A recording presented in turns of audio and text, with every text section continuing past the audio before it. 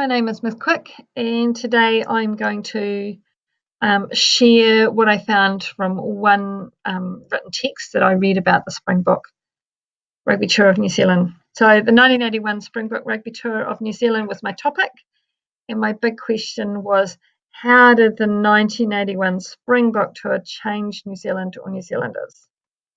I started by Googling, and I took when I entered it, it gave me an option that was really similar. How did the 1981 Springbok Tour affect New Zealand?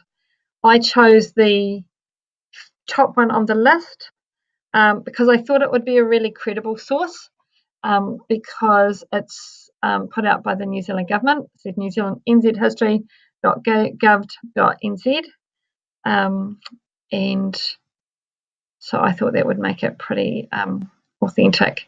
And also when I went over here, it had information on how to cite the page down the bottom.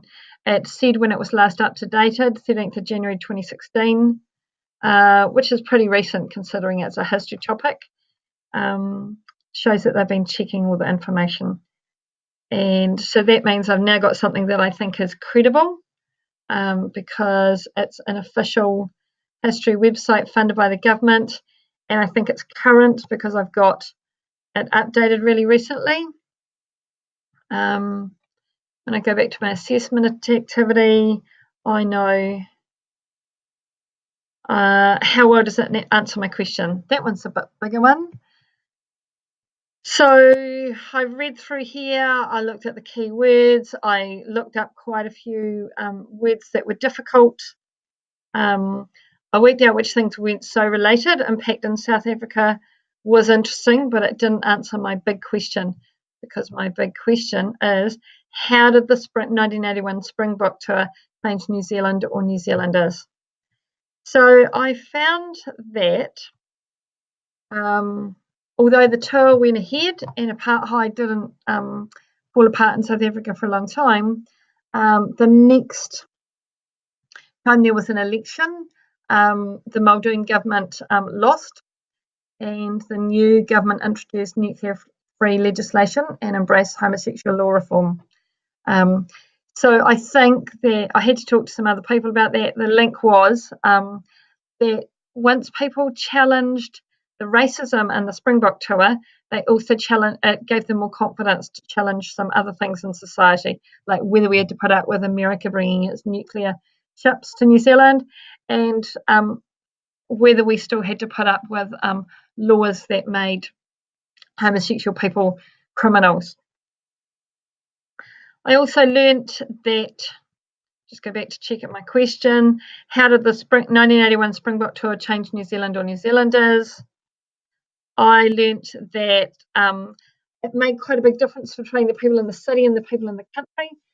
In the cities, there was a lot more protest against the tour and a lot more support for the tour in the countryside and small towns. Lots of people had university degrees, which seemed interesting but not necessarily really clear about impact, because that's what that page says it's about, and that's what my question's about. How did it change? There's a whole lot of flash words in this section here. Britain of the South versus independent Pacific nation.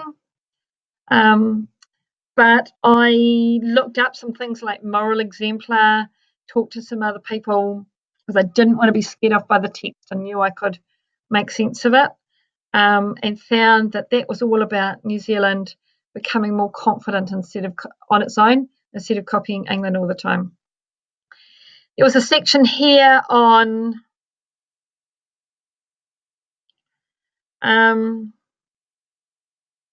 how much money the police spent on Operation Rugby. For the tour, 15 million, which is really pretty huge money then in 1981. And there was a thing on mixing politics and sport. Should we mix politics and sport or not? I think in the end, I did learn some information from this text about how did the Springbok Tour change New Zealand or New Zealanders. I learnt that the protest there prompted some more protests later. I learnt that the Muldoon government lost power afterwards. I learnt that there was a lot of disagreement about whether sport and politics should mix, but I'm not sure that it's given me all the answers. Some of the things I had to work out by putting lots of things together. So overall, was it useful? Yes, it answered my question with some key facts like changes to the government afterwards, changes to things people were willing to protest, like the nuclear free after it and the homosexual law reform afterwards.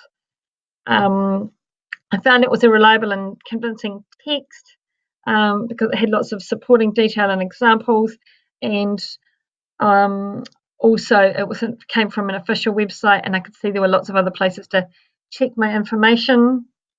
And I found that yes, it was an up-to-date text. Although the information is from a long time ago, that information has been put together and updated in the last 2 years. Thank you for listening.